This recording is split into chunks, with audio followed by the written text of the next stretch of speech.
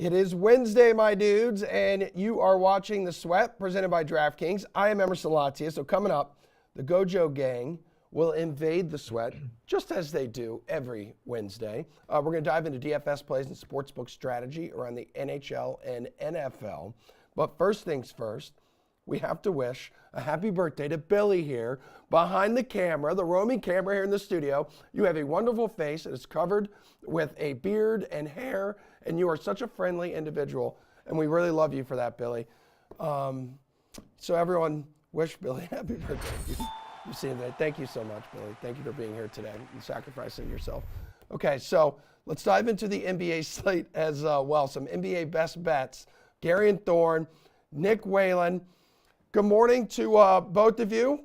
As you heard, it is Billy's birthday, but we're going to start with what injuries you are monitoring ahead of lock tonight, Gare Bear. Well, first and foremost, I'm monitoring your injury. Thanks for playing hurt today, Emerson. Yeah, that's what I do. Great job, bud. No one else is doing this. No other host is doing this. Jesse Cofield? Nope, she's not here. Yep. I can't see her. If she Nope. is, she's a ghost. So Yep, certainly is. Can't see her. big flu game from Emerson today. Really respect it. Trae Young, obviously a situation you got to monitor. He's questionable. He's the probably headlining injury of this particular slate. Although what's setting up in Denver tonight is a little fun. You've got Kristaps Porzingis, who's questionable. Bradley Beal is questionable to come back from his injury absence. If both those guys don't play in this game, suddenly Will Barton, who just had his best game as a member of the Wizards, gets to be like the number one scoring option next to Kyle Kuzma against his former team in a revenge spot. So I think the Wizards are probably, from a team perspective, maybe the most injury situation to watch, just because there's a lot of value that could be opened up if both of those guys don't end up playing. Hey, Nick, which injury right now could have the biggest fantasy or betting implications here tonight, dude? Yeah, Gary hit on that Wizard situation. I think is the number one situation to monitor. But we do have 10 games on the slate tonight, so of course there are plenty of others. I'm keeping an eye on whether or not we get an injury designation for Steph Curry, who went out of last night's game against the Bucks, ended up coming back, didn't look like anything too serious, but you never know with Curry. Obviously, they're going to be really careful. Trae Young is a big one that Gary had mentioned. I mean, Alex Caruso, Ayo Dosunmu in Chicago, both of those guards are questionable. Jalen Brunson is questionable for the New York Knicks, and the Miami Heat, up to their usual tricks. They have like 8 guys on the injury report. We expect most of those guys to play, but again, you never know with Miami. And then the last one we're monitoring, D'Angelo Russell, who's actually played pretty well, seen an uptick in his production since Karl Anthony Towns went down. He is questionable out in Minnesota. All right, boys. Now let's get to this beefy 10-game slate tonight. So which spread right now, when you're looking on the DK Sportsbook here, Care Bear, which spread does not sit right with you right now? I know there's a massive rest disadvantage in this game. I know one of these teams has played pretty well at home so far this season. I'm a little surprised the Kings are 5-point underdogs to the Raptors. Again, you've got a Raptors team that hasn't played since Sunday, going up against the Kings team on the second night of a back-to-back. The Raptors are 9-4 ATS in Toronto. It's really the only place they've played well so far this season, but this is also a Raptors team that just dropped back-to-back games against the Orlando Magic. I don't think they're in a really good spot right now. In fact, remember the start of the season when we were all making fun of the Lakers because they couldn't hit a three-pointer to save their life? And it was like, what kind of roster construction is this? What are we doing? Across the last 15 games, the Raptors are 6-9, and they are shooting 28.9% from three-point range. They're the only team in that span of time in the NBA shooting less than 30% from distance. You just can't win games in the modern NBA if you can't hit some three-pointers. So I'm not saying they can't win tonight, but 5 points to a Kings team that has been really good so far this season. Again, rest disadvantage, I understand that, but I think that line is a little too big for Sacramento, who's been playing well. All right, Nick, what about you, man? Is there a line out there that you're just like, nah, can't get down with that? Yeah, I was going to highlight that Sacramento-Toronto game in the next segment, so we'll save that. But I'm with Gary in there. No OG Anunoby for Toronto as well, which I think is huge, and they're just continuing to run their starters into the ground on a nightly basis, and I think that is starting to catch up with them. I will say, Pistons at Hornets, that is an all-time stay away. Do not bet that game. There's no way to predict what's going to happen in that one at all. But I'm keeping an eye on Clippers -6.5 against the Minnesota Timberwolves. I like the Clipper side of this. I think this could actually be a little bit higher. I know it feels like Minnesota is starting to play a little bit better, but they just dropped 2 in a row to Portland. The counting stats have been there for guys like Gobert and Edwards and D'Angelo Russell, but this just is not really a good team. And I think losing Karl Anthony Towns came at the worst time. This is a team that needs to build chemistry with that core, and they're not really going to have a chance to do that now until mid-December. They have not been good on the road. Minnesota just 5 and 8 ATS away from Minneapolis this season. They're also the worst underdog team against the spread in the NBA, just 2-7 as an underdog this season. And the Clippers have done a complete reversal over the last week, and suddenly Kawhi Leonard looks like himself. Paul George is playing well. Hard not to have confidence in that team when those guys are rolling. Okay, Nick. So now tell me which underdog looks like a good bet to you tonight. It's the Kings. Yep. It is. I think that spread is a little bit too high to me. That should probably be closer to 3.5. Toronto coming off those back-to-back losses to the Orlando Magic, and those were, if you watch those games over the weekend, they were like kitchen sink games for Toronto. Like I said, big time minutes, which is nothing out of the ordinary for Nick Nurse, but Toronto, it's not like they just kind of gave up and said, whatever, we'll just concede this one. Like, they really gave it their all and could not beat the Orlando Magic in 2 games in a row. And not having OG Anunoby is really big for a team that is top heavy. They're going to miss him defensively. He's one of the league leaders in steals. He's been shooting the 3. And like Garion said, this team has just struggled overall being productive on offense. And a big reason for that is my guy, Scotty Barnes, who I was all over in season-long fantasy, has not really taken a step forward. You still see the flashes every now and then, but the production is kind of right there with where it was last season. Hasn't really improved in any meaningful way, and especially as a shooter. That's something that I think they sorely miss. Van Vliet's been in a slump as well. And finally, on the Sacramento side, Kings are 9-7 against the spread as a dog this season, so they've been fine in these situations. All right, Gare Bear, what's your favorite underdog tonight on the DK Sportsbook? Who is it? Which team? Well, I won't talk about this Toronto Kings game anymore because it hurts me. It hurts my soul. But hey, if it makes you feel any better, though, I'm looking at this. Kings 2-7-1 ATS in their last 10 meetings with the Raptors. You guys can at least cover. They've been really bad the last 10 years. The Raptors have been really good the last 10 years. Might not be the case anymore. Yeah. Anyway, let's talk about the Knicks. And obviously, we have to remember that Jalen Brunson is questionable for this game, as Nick pointed out earlier. But if Brunson plays, I am surprised at the number they are getting in Chicago tonight. The Knicks are just a better team than the Bulls. And yes, this game is in Chicago. I guess the Bulls have looked slightly better as of late, but the Knicks are one of the hottest teams in the NBA. They are 4-0 ATS their past 4 games. They are 8-5 ATS on the road for the entirety of the 2022-23 season. And across the last 10 games, their net rating is the best of any team in the Eastern Conference. Their defense has become absolutely impenetrable in the last little bit here. I mean, Tibbs is basically doing Tibbs things. He's playing Quentin Grimes 47 minutes a night, and he's getting great defensive contributions from pretty much everyone across the board. I would feel better about it if Jalen Brunson was just locked into playing, but at the same time, I really do think this number is too big at 4.5, and they're plus 150 on the money line. I think that's pretty tempting too. All right, Gare, which player props on the board tonight really catch your eye and you think people out there watching right now should pay attention to? So Nick mentioned that you just want to stay away from this Pistons-Hornets game altogether. And while I agree with that in terms of like picking a team to win, I do think there's some interesting opportunities in what should just be like a crazy game. Like, we really don't know what's going to happen necessarily. There's a lot of variables here, which is why I think you can start taking some long shot bets. One that I like is Bojan Bogdanovic to lead this game in scoring. It's at plus 330. This is someone who scored over 30 points in 3 of his last 6 starts. Like, there's a very realistic chance that he goes off and has a big game, even if the Pistons lose by 25 points, which is very much on the table.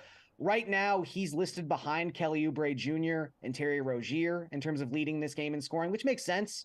Both of those guys have been on nice little runs as of late. Oubre scored 20+, I believe, in 7 consecutive games. But like I said, Bojan Bogdanovic is just going to have a massive usage rate like he's had all season long without Cade Cunningham.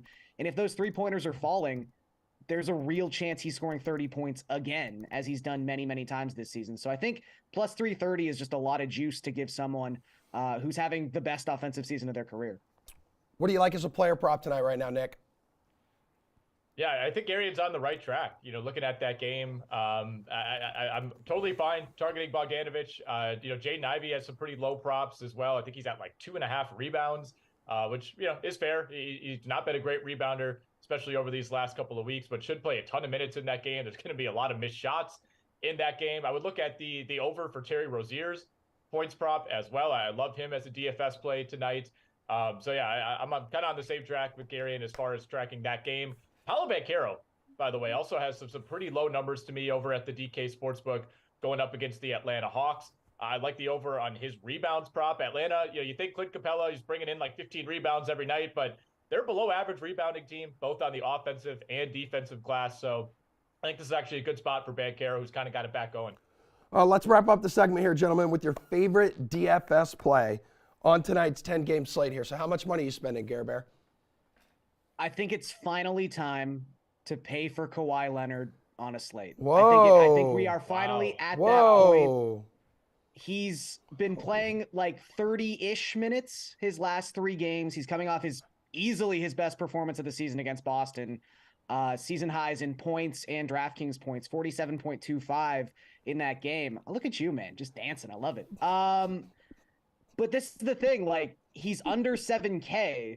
That was such a detriment, or his price tag was such a detriment earlier in the season when he was still being priced above 9K because he's Kawhi Leonard. But at 6,900, if he's playing 30 minutes and averaging well over a DraftKings point per minute, and he's in a great matchup against the Timberwolves. I mean, across their last 10 games, not only are they playing at the highest pace in the NBA, they also have a bottom 10 defensive rating.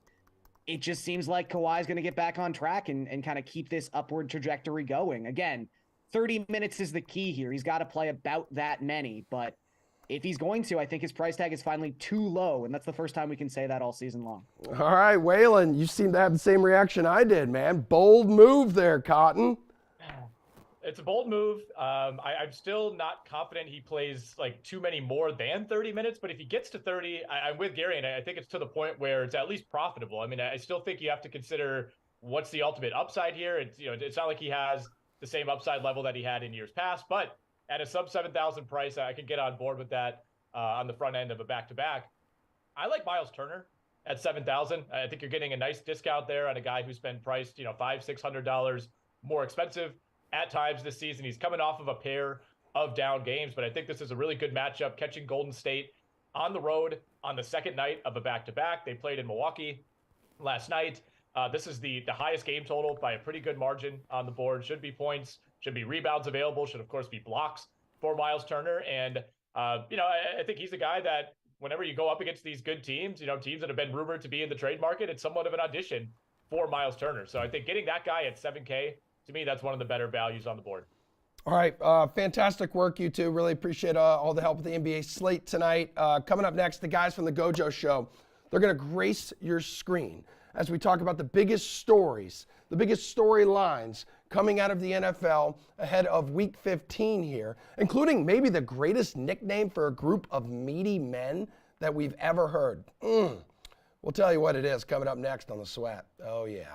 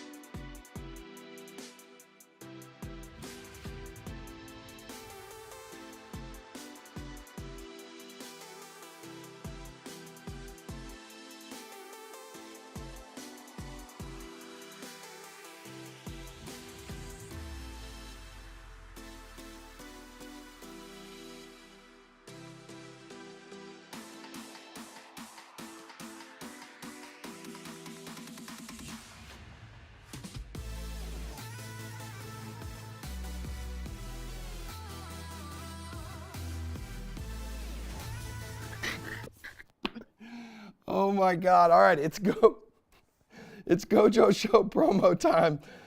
Here we go. So every weekday, Mike Golick Jr., Brandon Newman, talking sports and stuff, bringing smiles and tears to all your beautiful faces.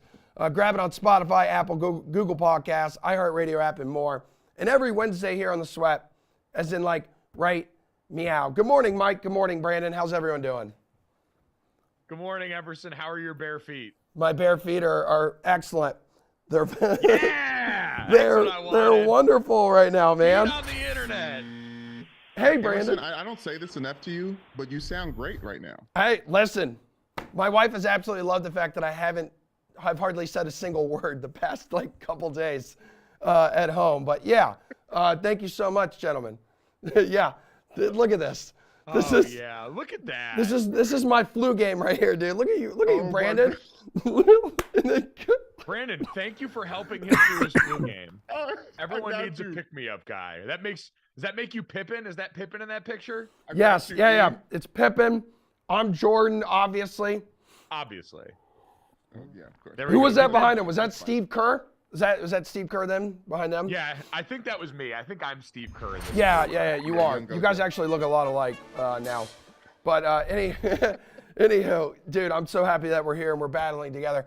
It's let's go from the NBA, my flu game here, to the NFL because it's week 15. The season here is nearing an end, guys, which is kind of depressing when you say it out loud and you think about it. As for what went down, though, since the last time we talked to YouTube Potato Chips, how about this? Baker Mayfield is the second coming of John Elway. He's going to start again this week. Brock Purdy's the next Tom Brady. Kyler Murray's out for the season. No one wants to win the NFC South. And the Bengals look like legit Super Bowl contenders again. Mikey, what was your biggest takeaway from week 14? Go ahead, take your pick. Could be something else, too. Yeah, I'll go off the board on this one, and I'll say that the wild card playoff picture for both conferences got really interesting, right? You've got the Detroit Lions making this great late surge here. After losing 5 in a row, they've now won 5 of their last 6 with one of the best offenses in football.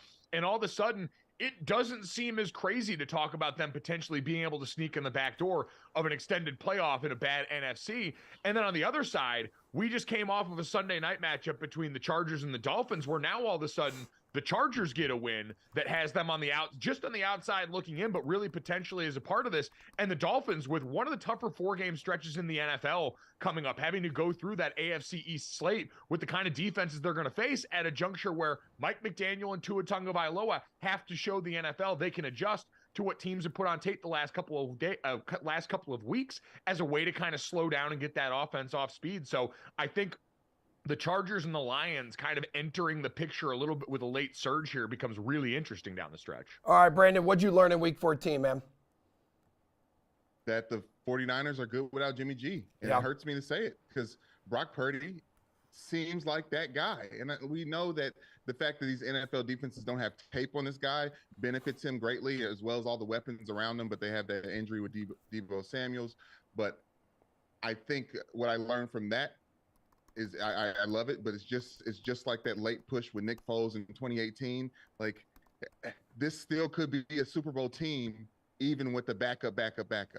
Yeah, I mean, Mike, doesn't that tell you in San Francisco that's probably more of like the Shanahan system too that helps them out so much?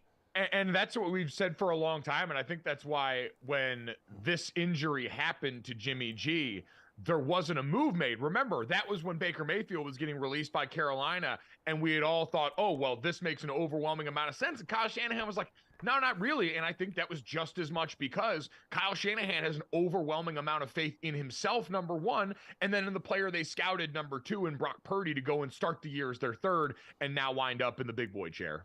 All right, guys, how about this for a takeaway? The Carolina Panthers, oh my God. They run an 8-man, I already see Mike fired up. They run an 8-man offensive line unit that they have nicknamed Arby's because they have the meats. So, Mike, how happy did this make you? Apparently pretty happy. On a weekend where we already saw feats of large excellence with my large adult son, Penei Sewell, catching the game-sealing pass in the Lions' win, to then see it accompanied by this. And remember, we're looking for correlation, right? Penei Sewell catches a pass in that game that the Lions win as they begin their late charge here. For Carolina, you throw out the Arby's formation, the Arby's personnel group, in a win on the road against Seattle that now all of a sudden has you within shouting distance of Tampa Bay in that NFC South. All I'm saying is, NFL, look around. I've said football is a very simple game. Get your best athletes on the field and then get them the ball in space. And both of these teams in their own way have figured out how to do that. And look what it's netted them on the other side. If you're not putting extra big people on the field and throwing them the pass as an NFL coach, you're committing malpractice at this point. And I don't know how you stare your team in the face in a team meeting at the end of the week. Brand, it's their jumbo set, Arby's. We have the meats. Does it get much better than that? I really don't think it does, because you got to think about just the hardiness of that and where it's coming from. Back in Notre Dame, we had a grizzly bear front that I loved. Nice. Just a 6'4", but we would do this for the sign, like dip instead of like an actual bear. So I like that a little bit. But yeah, Arby's, we have them. It's just perfect. It's football. Yeah, Mike. So Brandon just shared the grizzly bear front. Like, are there any group nicknames that like you remember? Like from your playing time, or you may have heard from other teams that are internet TV friendly that you could share right now? Well, like Brandon said, like they had grizzly. We always had rhino. Like we were big animal bases for ours. Because in college, you're still working kind of tangent or kind of close to what the group's supposed to be. The NFL is where you get all the fun, creative nicknames. I remember as a kid when I'd be doing peewee football and my dad's telling me, because you have different calls for different things on the line if you're going to work with your buddy. And my dad's like, yeah, guys like Mark Schlereth in the NFL used to make those calls like snot or grease or something gross like that. And I'm like, oh man, like I get to be gross for my entire life if I play my cards right. This is incredible. I'd be lying if I say like the past couple days when I've just been dead on my couch yesterday, I Googled where an Arby's was near me because it looks really good like right now. All the meats and like sandwiches, everything they have to offer. Plan my lunch. My brother in Christ, those curly fries too. Yes. When you go with like a nice classic beef and cheddar and some curly fries, there are few fast food orders that are as dependable and reliable week in and week out, which is why the offensive line has adopted their namesake. Dependability and reliability, the currency of both. My mom used to love like their poppers, and I don't know if they still have it on their menu, like the big Montana. It was like 7 pounds of roast beef, and I'm like this 5-year-old kid just like sucking this thing down, Brandon. I mean, they have the brisket, they have the fish, they have the buffalo chicken, they have something that Subway doesn't have, which is a traditional sandwich place. They have a meat slicer in their establishments. Subway has someone who opens up packaged meat back there. So I think we got to give the quality meats the respect they deserve. Yeah, we're big Arby's guys. So not an ad, but hashtag could be. Yeah, it could be. And by the way, Emerson, I'm calling you Big Montana from now on. Hell yeah. Hell yeah. Jared's nickname he gave me, we're all at the MLB All-Star festivities, was the Jacksonville Jackhammer, but I like the big Montana as well. Let's go to the college game, boys. Caleb Williams winning the Heisman Trophy last weekend, as if there was any other choice, right, Brandon?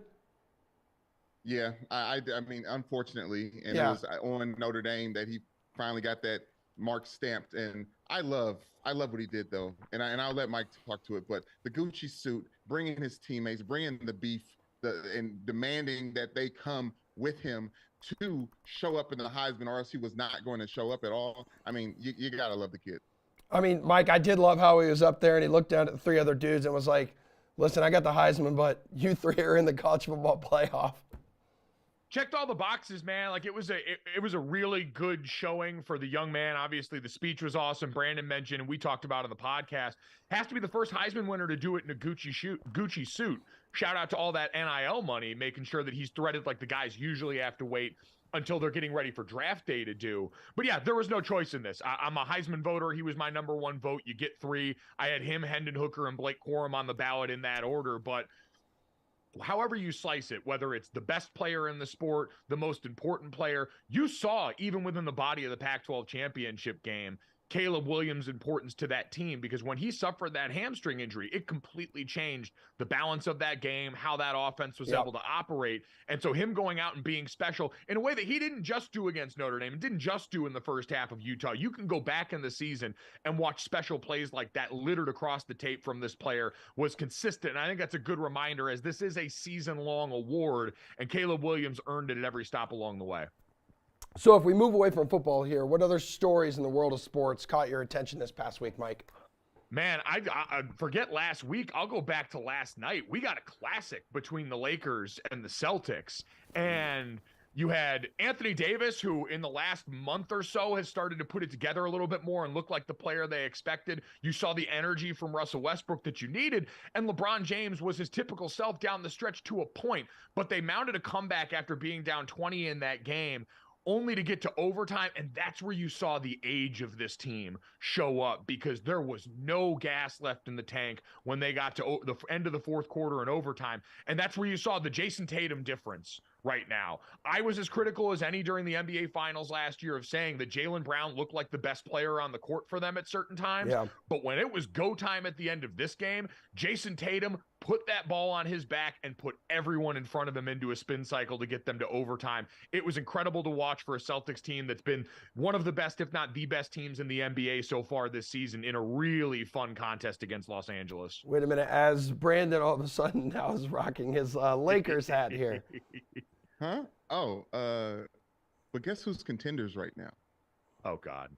I'm just saying. I mean, we got Jason Tatum, who's probably going to end up winning an MVP, if not this year, very, very soon. The Boston Celtics, without their head coach, who is, we'll save that for another point in time. Good job.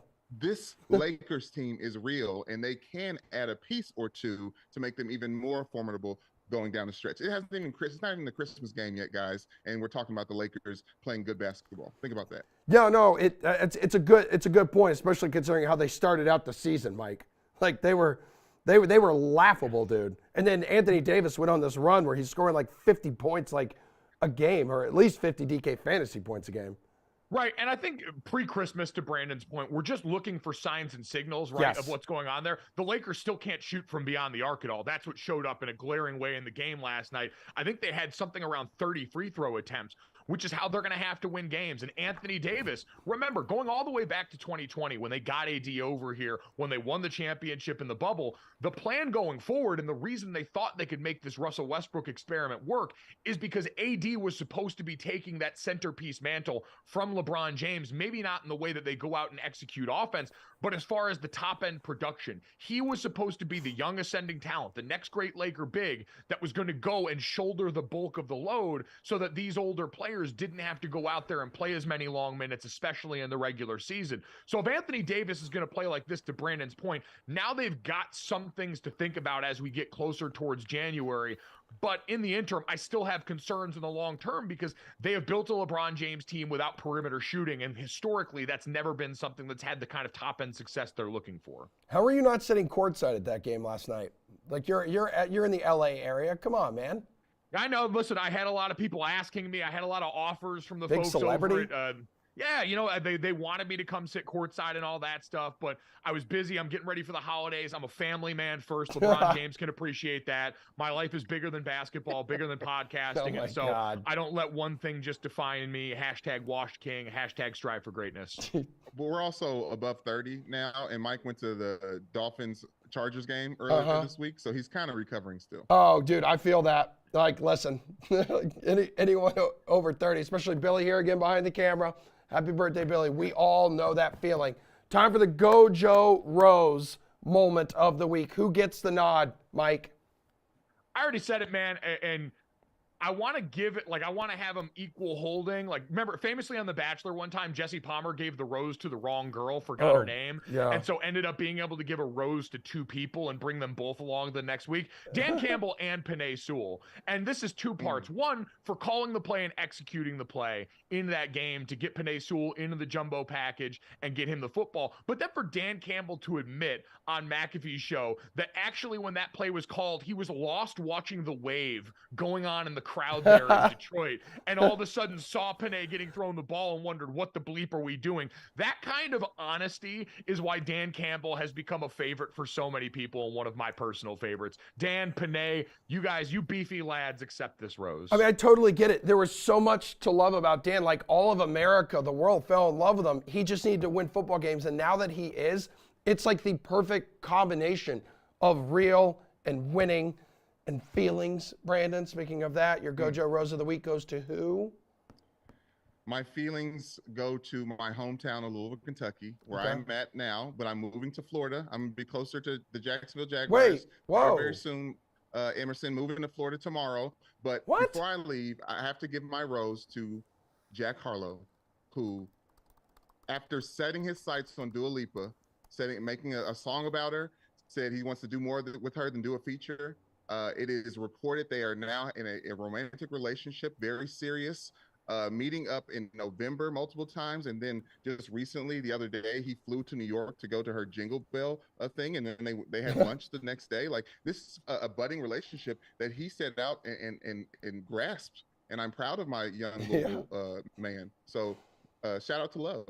Dude, I mean, yeah, that's true love there, Mike. I don't know if my wife says, hey, you want to go to my Jingle Bell thing? I'm going to say, hell no. Hey, like, listen, you know terrible. what? Like, people talk about manifesting all the time. I remember there was that phase where people would pull back their old tweets where they said, I'm going to have X job by this year. Yeah. Or, I'm going to do X thing in my career. And Jack Harlow said, bleep a tweet. I'll make a whole song about it. And actually went out and manifest that thing. So go off, young king. Very proud of him. Brandon, where are you moving to in Florida? Sarasota. Okay, awesome.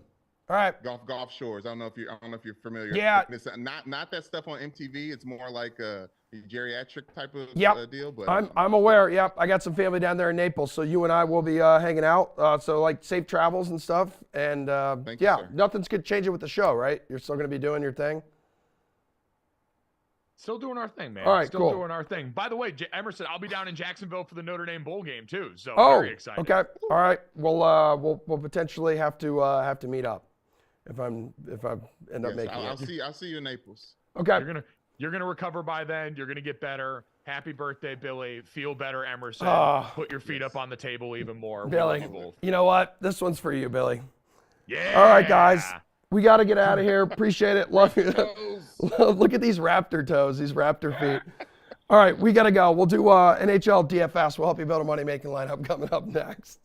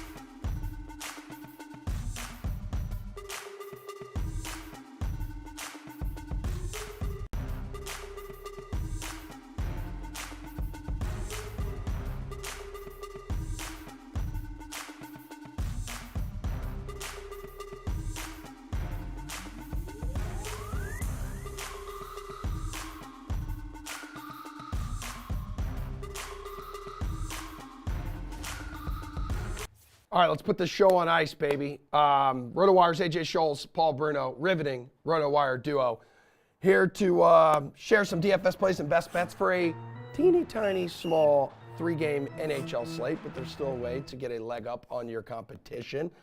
How does your approach to a small slate like this change? How can you get a leg up on your competition here, AJ?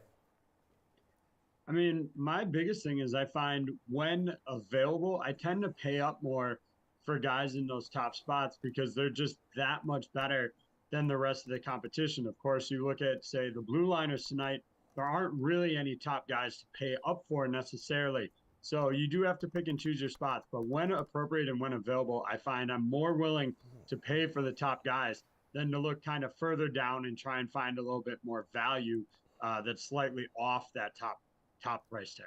All right, Paul, do you agree with that? Less games means you got to be more willing to pay up? I certainly do. There's a fear of missing out when you got a big guy on the slate, and if he goes nuts, he can make all the difference in the world on a short stack like tonight. Speaking of stacks, I like to go for an entire line more often than not on these short slates too, because they could also tip the scales. That's a trio.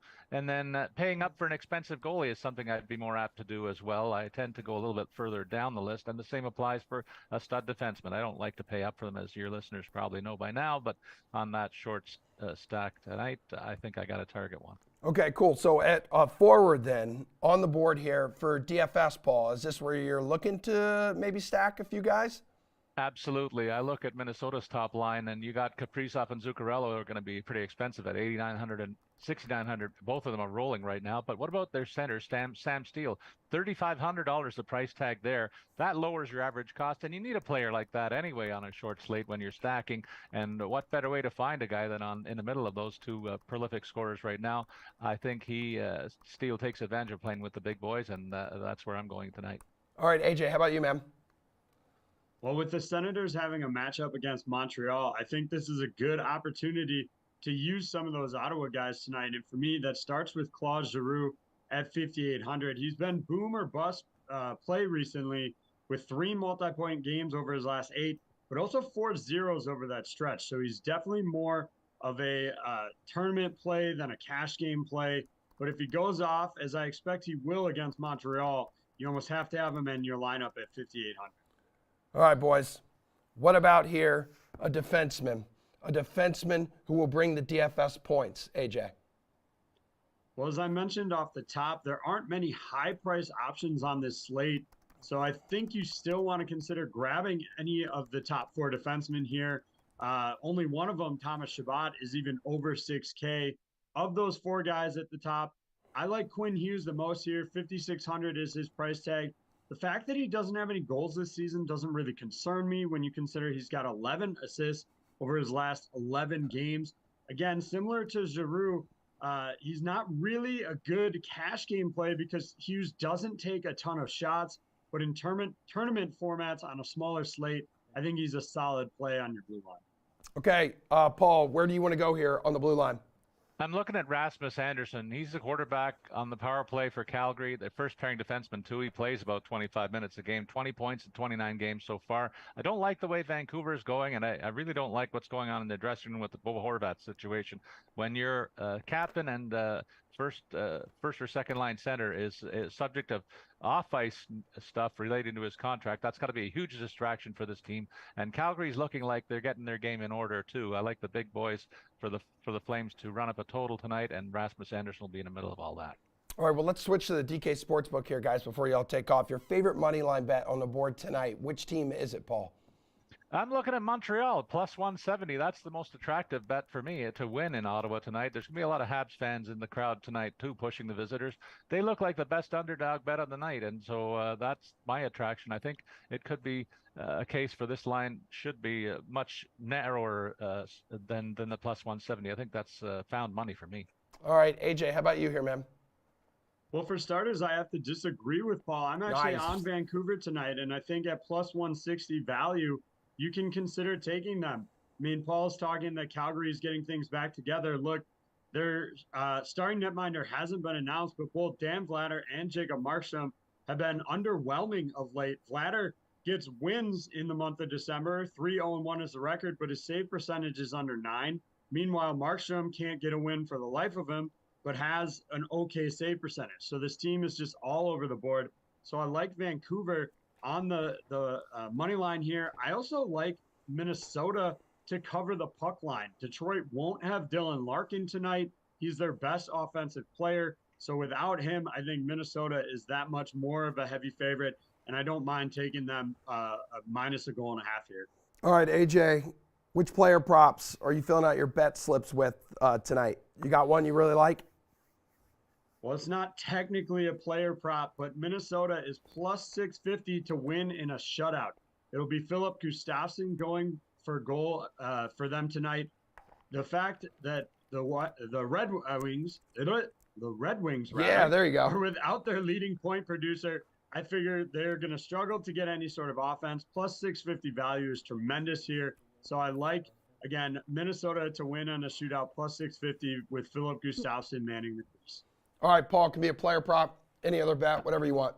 I'll give you two players to think about, and I'm all over that Minnesota thing over Detroit. I think, like AJ, they're going to win big here. So I'll take Kaprizov at plus 115 to get 2 points or more. And I think that I could also use Matt Zuccarello in the same bet, plus 155. I think they're going to put up a big total against the Red Wings. The fact they're missing one of their top players is just the tip of the iceberg. I think they're just starting to lose a little bit of traction that they had earlier in the season. This 3-game streak might be the start of a real bad stretch for them. I wonder if this slide will continue, and I expect it to do so against Minnesota tonight, who's on the other end of the scale. They've won 7 of their last 10 games. All right, gentlemen, thanks so much. Oh, by the way, AJ, who wins today? Who wins today? World Cup, 2 o'clock. What do you got? Man, it's got to be France. Okay. I think for sure, but Morocco's been hard to beat. Yeah, man. They haven't allowed a goal to an opponent yet, but I think you still got to take France. I love this miracle run by Morocco, man. I feel like a lot of the world's rooting for the underdog here. Thanks, gentlemen. So coming up, we're going to go back to the NFL here. We're going to look ahead to Week 15, figure out which game totals interest our NFL panel the most. Like, can the Chiefs score enough to hit the over in a matchup in Houston? Woo! We'll talk about it next. Hey, Travis.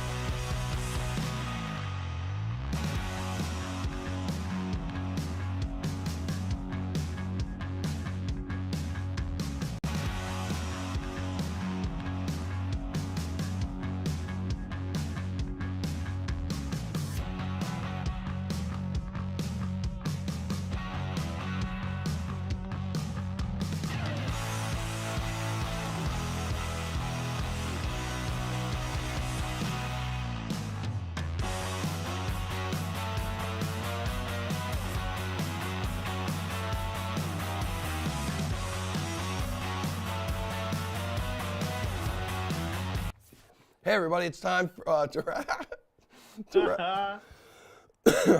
Whatever, dude. Hold on a second. Seriously, man. My throat hurts. I'm sucking down sacks of honey. It'll help me. This is our last block of the show. You're almost done.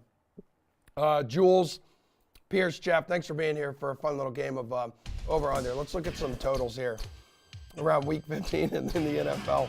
So one of the highest out there this week, 49.5 for the Chiefs and Texans. So Houston did its part in getting the total, hitting the over in that game against Dallas. But do you see it happening again this week, Jules? I would lean towards a yes. This could be a spot that Kansas City sleepwalks a little bit, and they've been a team that goes over on the road and stays under at home. Now you're going to get Mahomes, indoors in the dome going against a cushy Houston defense. And Houston showed some life against a good Dallas defense this past Sunday. So if they can get it done against that pass rush and that defense, they should be able to put up some points in a decent matchup against the Chiefs, particularly if this one holds in terms of blowout potential. I know Steve Buchanan's been saying all week he likes the Texans plus 14 in this game. They're 3-1 against the spread as double-digit dogs. That's fine, but even if this one lands 10 or something and Kansas City's in control by 17 or so in the fourth quarter, you get into that prevent defense, let up some points to Davis Mills. It just feels like there's more paths to the over here, and Kansas City is going to find its points, and it may not matter as much what their defense is doing in the fourth quarter. Jeff, what do you think here, dude?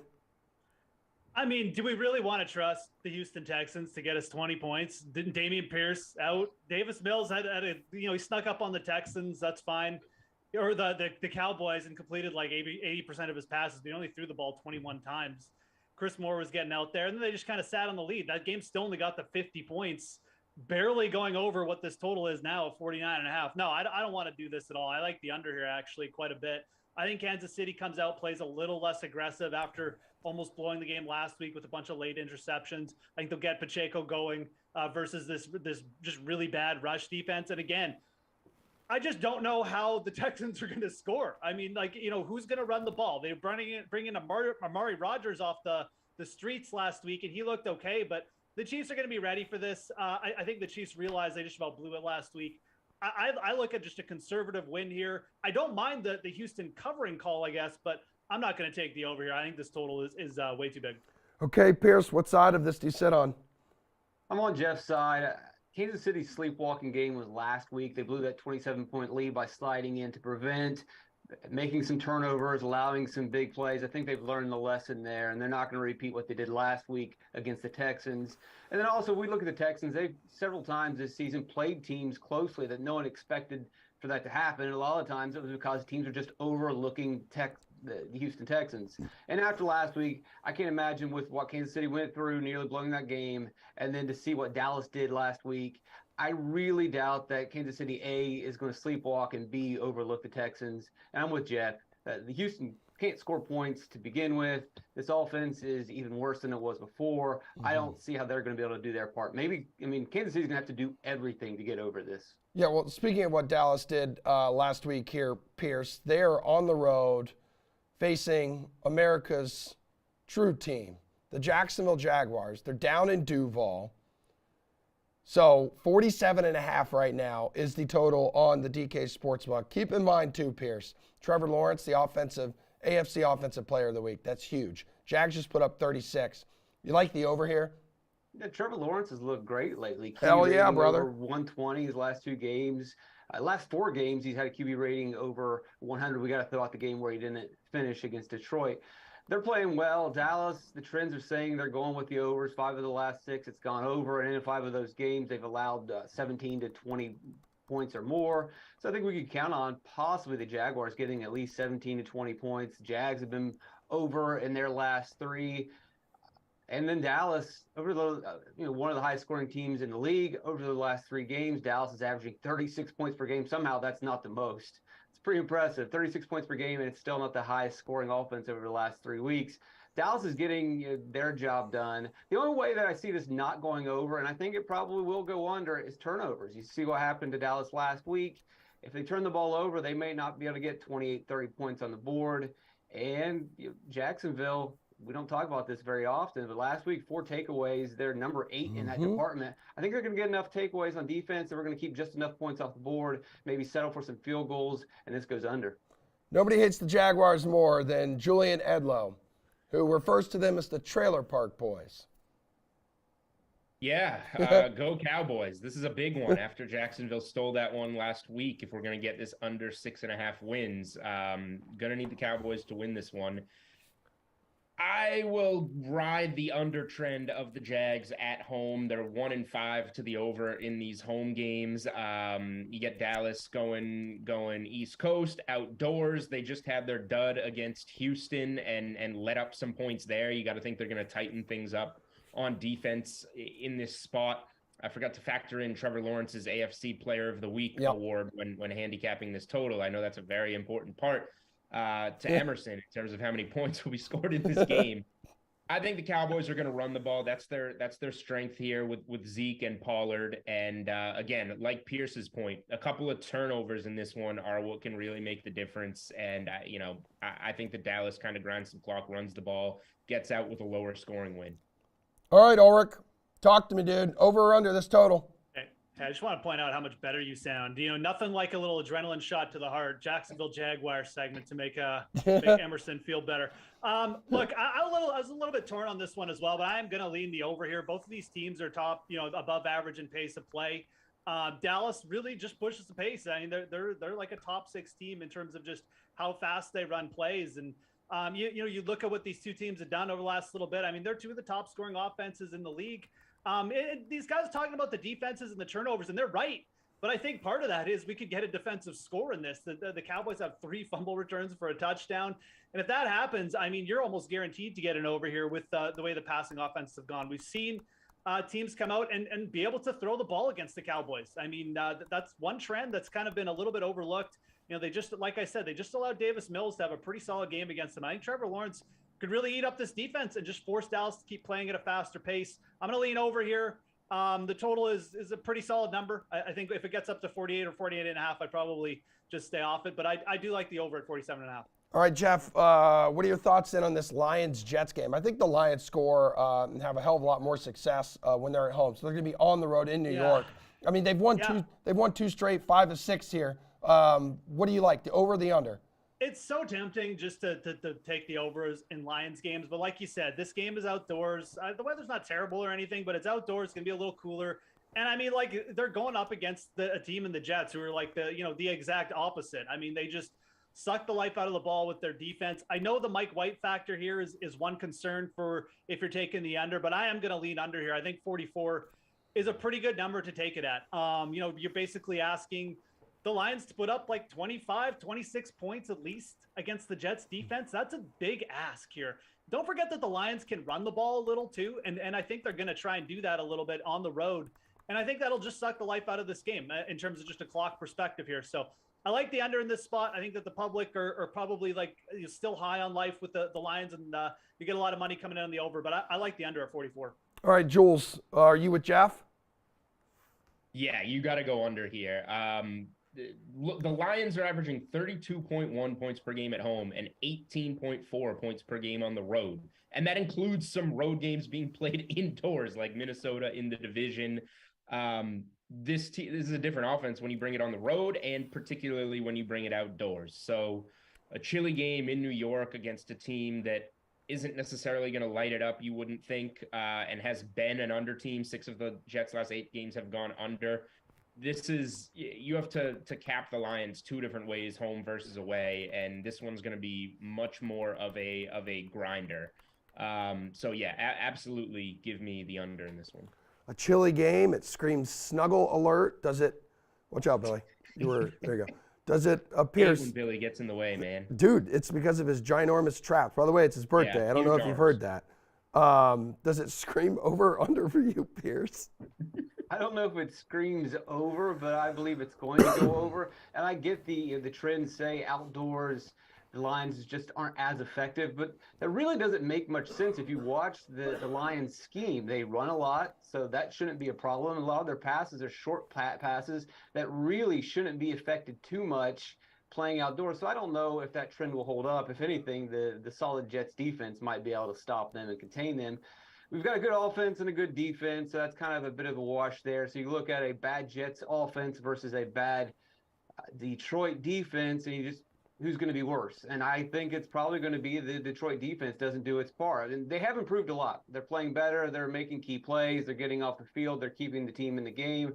They're still not very good, and they still allow plenty of points. And I think we're going to get the Detroit defense allowing the Jets offense to get the game moving, and the Lions are able to keep pace in a fast-paced game. I know the trends say they don't play well outdoors, but the Lions are getting better every week. I think we need to throw out a lot of those early season losses. Guys, we have 30 seconds to go on show. Just tell me, they're plus 300 the Lions are to make the playoffs. That's something you would consider. Then it sounds like a yes for you, Pierce.